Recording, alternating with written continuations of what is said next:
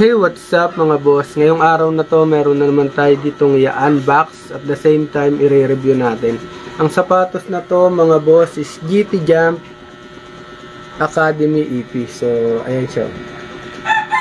So, i-open na natin mga boss. Yan. Bali, meron tayo nitong stock 7 to 13 na sizes. So, available siya. Pag napanood nyo to, mag-comment lang kayo sa ating comment section. PM lang kayo sa aking Facebook page, John Gatzel. So mga boss, pakita ko na sa inyo. Bali, ang colorway na available nito, meron rin tayo ditong red black na ganito. Ito mga boss is blazer blue. Ayan o. Ang ganda, diba? So, ayan o.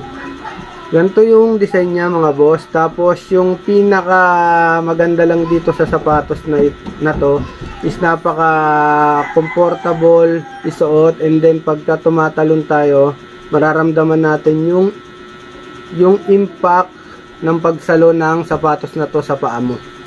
So ang ganda niya mga boss. Yung likod niya ganyan, and then yung kabila niyang gilid, ayan o.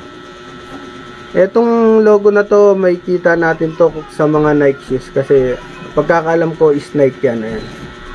Check na maliliit. So, nag-design siya as bulaklak kasi paikot. So, yung kanyang gilid ganyan mga boss. And then, nandito sa bandang toe niya yung Nike na logo. Tapos, sa kabilang gilid pala yung Nike na logo niya is kulay black. Tapos, yung toe niya mga boss ganyan lang. Ang maganda lang sa sapatos na to dahil nga kakaiba yung design niya, and then napaka-comfortable isuot, para siyang skater, sobrang gaang. Pwede rin natin siyang pang-forma. And then yun nga, pag nagba-basketball tayo mga boss, yung spike na hinahanap natin is maririnig natin sa sapatos na to. Yung outsole niya mga boss is rubber sole yung ginamit na materials. Bali, yung colorway na pangkalahatan niya is blazer blue talaga, and then may halo lang siyang white, but konting-konti lang, and then black. Ito lang talaga.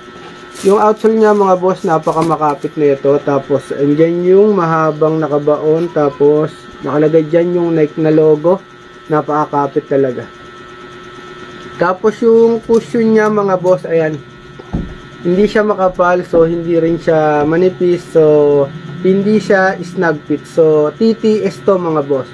Sa mga bagong nanonood ng ganito, TTS po is true to size. So, kaya nasabi ko yon dahil yung sizes natin is talagang sanay tayo bumabase. Yan, ganda. Yung insole niya mga boss, ano lang siya, ayan, glacier blue rin siya, ayan, blue din. Tapos napakalambot nito, parang sketchers nga sabi ko sa inyo. And then yung kanyang dila mga boss, nakalagay diyan yung GT Jump Academy EP. Ayan. GT Jump Academy. So ilabas natin din tong isa. So yung mga boss, napakaganda talaga. So for only 2,795 mga boss, ang retail price nito is 4,000 plus pa. So sa akin 2,795, meron na kayong GT Jump Academy. So mag-PM lang kayo, inuulit ko, meron pa tayo dito ng size 7 hanggang 13. So available. So hanggang dito na lang mga boss, palagi tayo mag-iingat. Peace show. Ben.